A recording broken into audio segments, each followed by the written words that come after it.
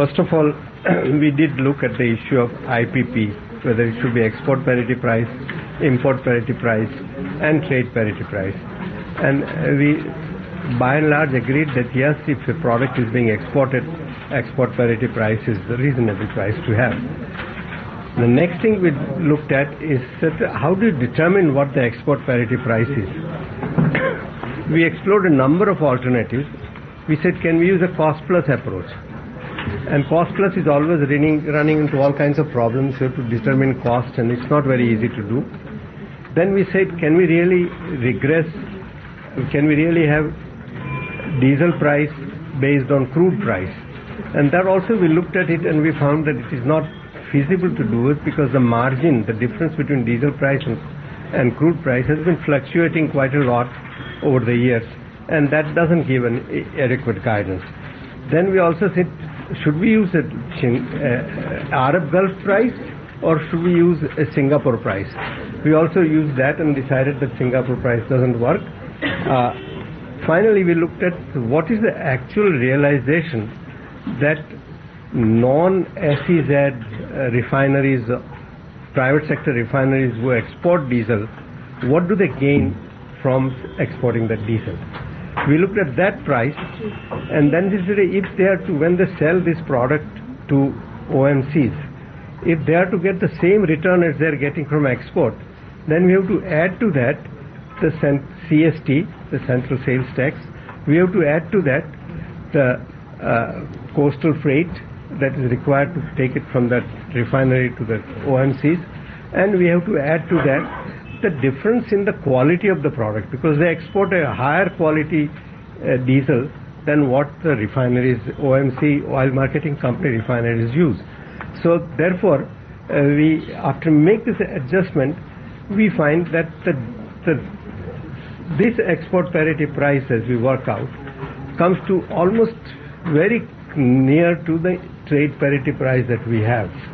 That is, the difference is becoming only about 1.5% in the pricing. That is 108 rupees out of a price of something like 46,000 rupees per kiloliter. So given that, and given the fact that the government has already decided to liberalize diesel price, and that it is already moving in that direction, we felt that it is not really worthwhile at this stage to upset this cart and say now we are going to move to a different kind of a pricing mechanism, but instead continue with this pricing mechanism and go ahead and see what comes out of that. So that's why we said, from a pragmatic point of view, no point in upsetting the apple cart, because the difference is very, very small and it doesn't really make much of a difference.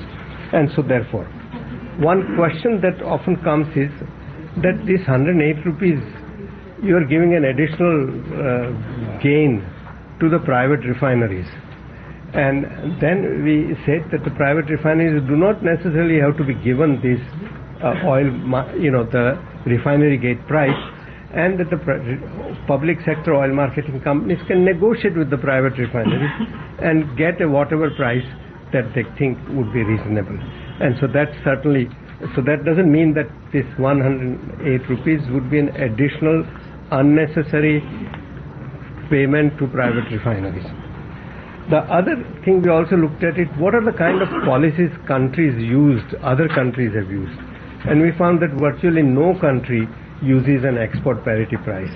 Nonetheless, that's no reason why we should not use it, but we found that there is really very little difference between export parity price, the way we have worked out, and the trade parity price as we are using.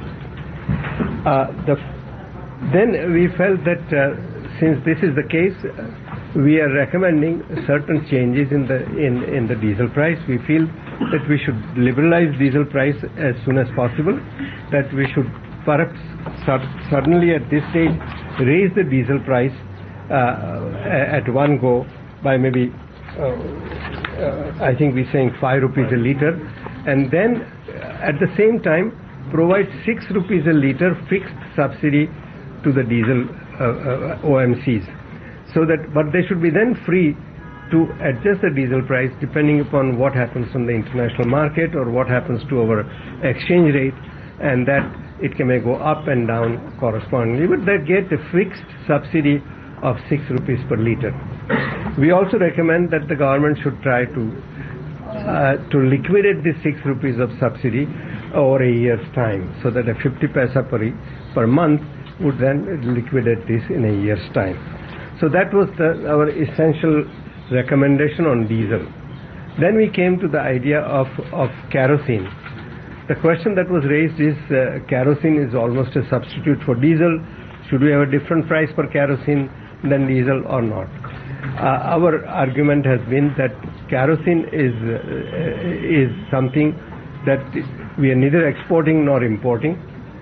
That in a sense, in a refinery, almost all products are on the margin substitutes of each other.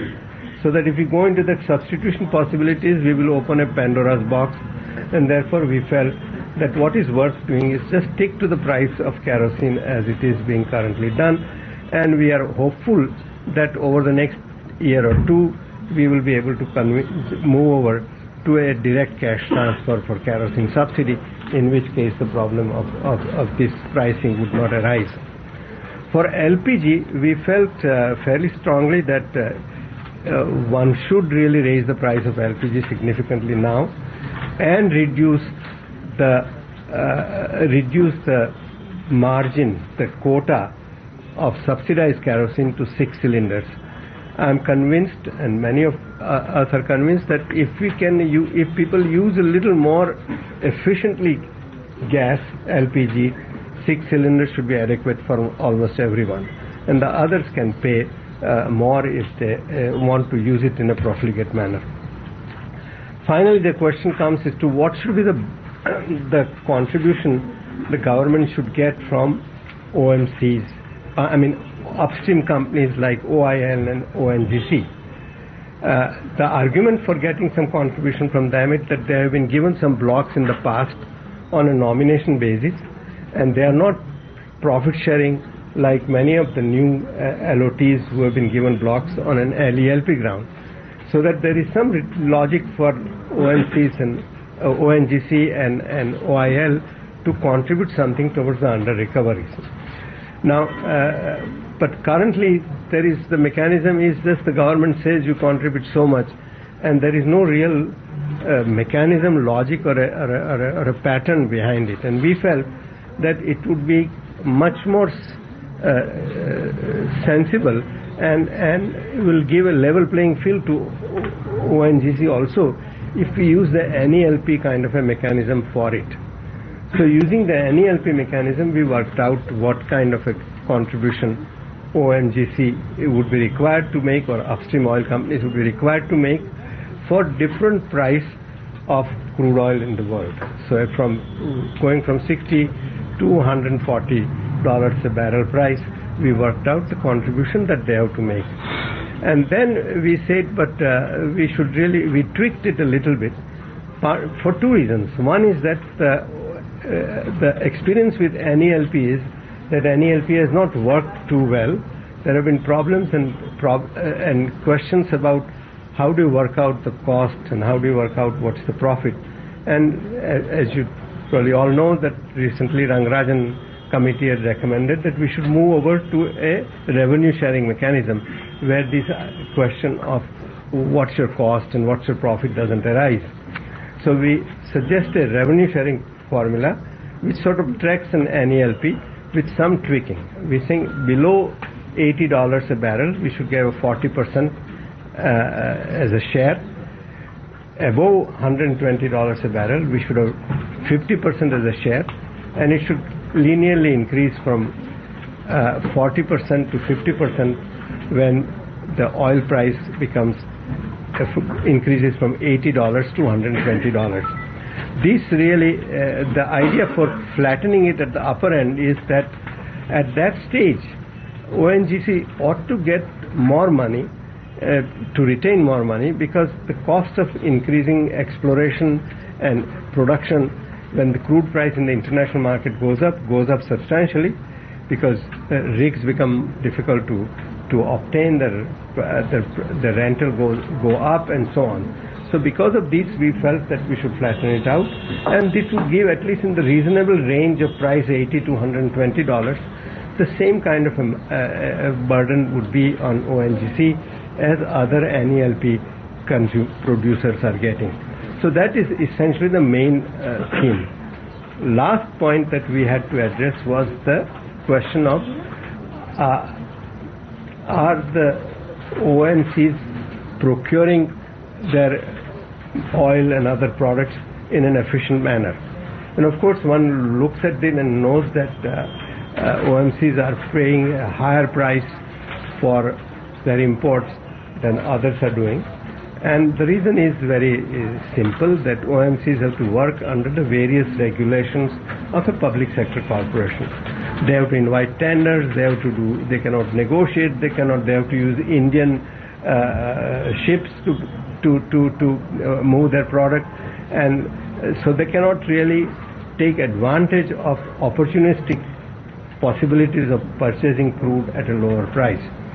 Therefore, we recommend that the government should give them this kind of freedom, and we believe that it can be given with keeping the transparency and a requirement and accountability imposing on it, because you can work out with the CVCs and other, in collaboration with them, mechanisms for videotaping or keeping records of the negotiations and so on.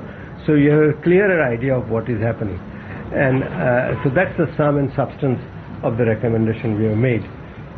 First, just summarize briefly, EPP price is almost near to TPP, so don't tinker with it at the moment when we are about to change to a liberalized price.